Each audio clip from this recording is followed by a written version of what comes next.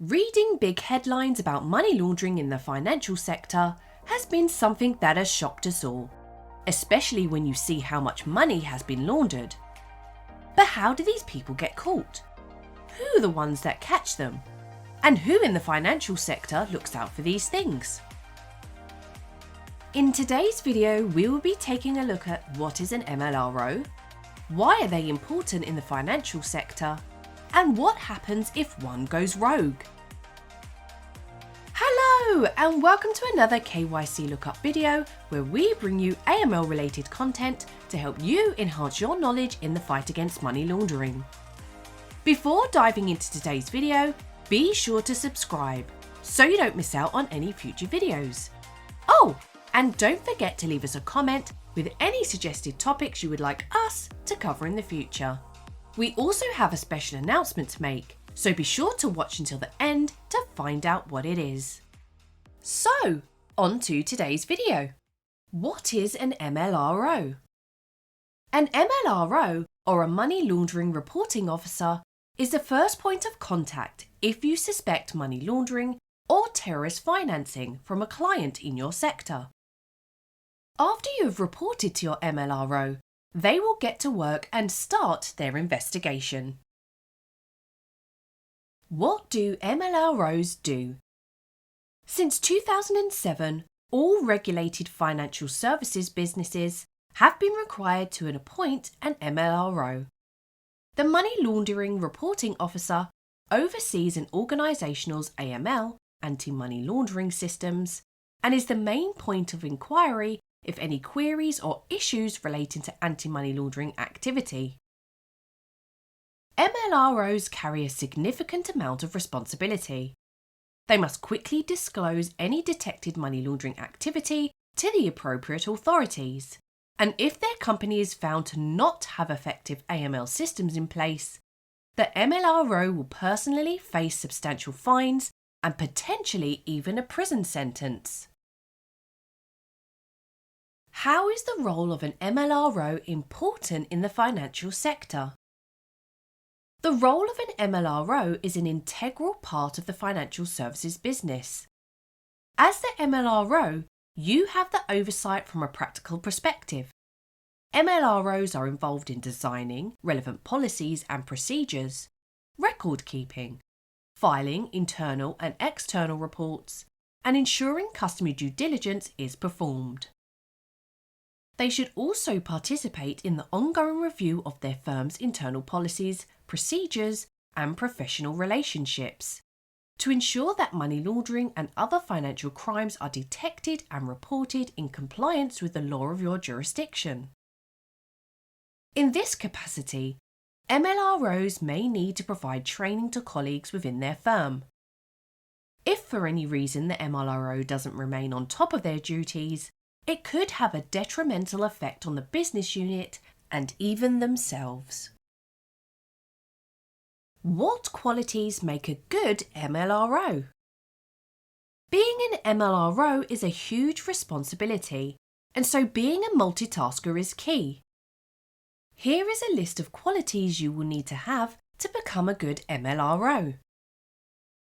Effective senior management engagement is crucial, and an MLRO must have the ability and finesse to both work with and challenge the board and senior management when necessary. The MLRO should ensure that appropriate levels of communication are in place between them and the board members, who has overall responsibility for the firm's AML program. Get to know and engage with the non-executive directors. The MLRO must be aware of audit points and fix and escalate accordingly. Be adept at networking and building good relationships in the workplace. Keep the office door open. Be visible, approachable, and get out amongst the team. Build respect rather than expect it. Do not create a fear culture.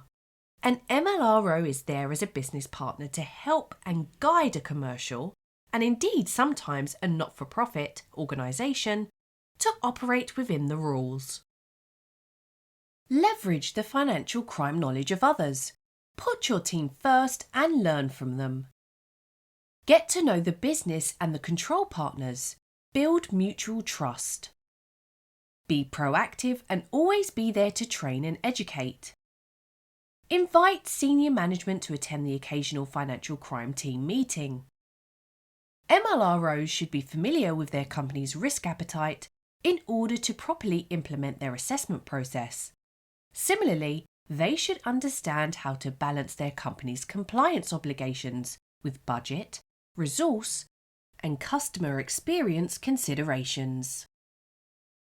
And MLROs must have sufficient authority within the company in order to carry out the duties for which they are responsible. MLROs are required to actively shape AML policy, ensure that colleagues are attending suitable performance standards, and interact with financial authorities on a regular basis.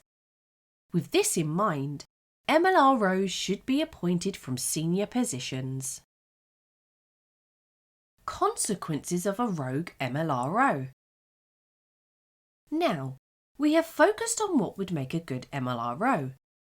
But what if you come across one that goes rogue and doesn't fulfill their duties to their highest ability? Or what if they have another agenda? What happens then? An MLRO has a senior position, so has oversight of the business unit.